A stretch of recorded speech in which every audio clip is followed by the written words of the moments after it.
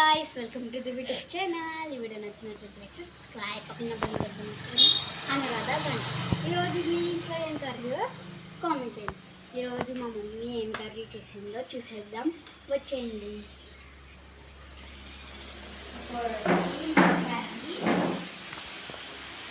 చూసారు కదా, ఫస్ట్ వచ్చి కోకోనట్ రైస్ అన్నమాట.